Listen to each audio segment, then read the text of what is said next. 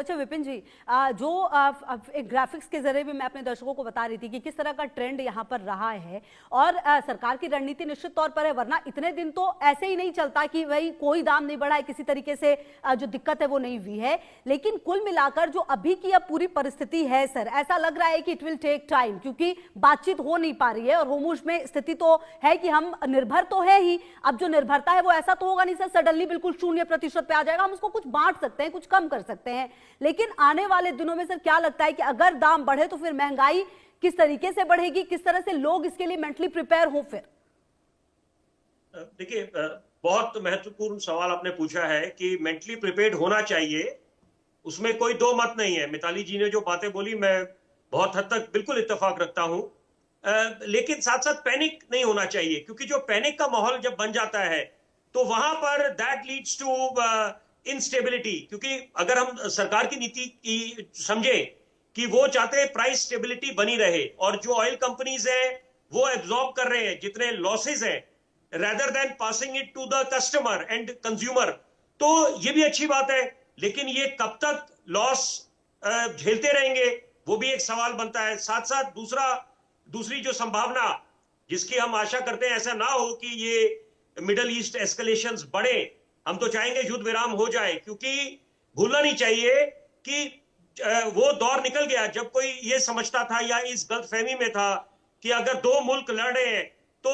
किसी दूसरे मुल्क को, चाहे विश्व के किसी भी कोने में हो, उसको असर नहीं होगा। बिल्कुल। जब आर्थिक मंदी का दौर देखने को मिला तब क्या कारण पाया गया कि चीन और अमेरिका की ट्रेड वॉर चल रही थी, जिसके कारण बड़े बड़े मुल्कों की अर्थव्यवस्था ग्रस्त हुई, सीधा असर पड़ा। और वही बात है कि यहां पर अगर कोई सोच रहा है कि हम लोग दूरदर्शक बनकर ईरान, इजराइल, अब अमेरिका लगे हुए हैं, दूसरों पे असर नहीं होगा, तो देखिए सबसे पहले तो स्ट्रेट ऑफ हॉर्मुज आ गया कि कितने प्रतिशत यहां पर ग्लोबल ऑयल सप्लाई यहां से निकलती है। दूसरी बात है कि कई महत्वपूर्ण बातों को मद्देनजर रखना चाहिए, क्योंकि जब भी इसके दाम बढ़ेंगे तो निश्चित बात है इन्फ्लेशन बढ़ेगा, आपकी transportation cost, logistic cost, food prices ऊपर जाएंगी, इंस्टेबिलिटी का माहौल बनेगा। लेकिन अभी अच्छी बात है कि जो एक तो ऑयल कंपनीज सरकार की नीतियों पे बहुत कुछ निर्भर करेगा, क्योंकि हमारा जो नेतृत्व है वो देखिए, मैं राजनीति से ऊपर उठ के बात कर रहा हूं, क्योंकि कोरोना काल में भी हमने देखा कि अगर हम अपनी आबादी को मद्देनजर रखें, स्वास्थ्य के संसाधन, मतलब आप उसके अमेरिका या रूस के साथ मुकाबला नहीं कर सकते, लेकिन उसके बावजूद हम लोग उस कठिन परिस्थितियों के दौर से उभरे और वो दौर निकल गया जब हिंदुस्तान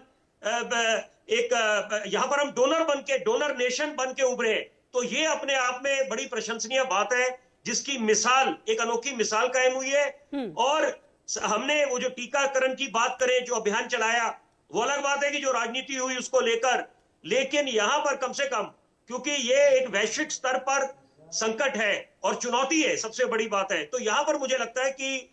पूरे देशवासियों का दायित्व बन जाता है कि सब अपनी भूमिका निभाए। और ये किसी की देन तो है नहीं यहां पर कि हम ये नीतियों की बात करें, वो राजनीति के लिए बेशुमार मुद्दे हैं कि यहाँ पर आप एक दूसरे को घेरे, सरकार को आईना दिखाना चाहिए, कॉर्नर करना चाहिए गवर्नमेंट को। ठीक है सर, बिल्कुल ये बात आपने बेहद महत्वपूर्ण कही है। बहरहाल देखना ये होगा कि कब तक ये स्थिति रहती है। बहुत शुक्रिया विपिन जी आपका भी, मिताली जी आपका भी जुड़ने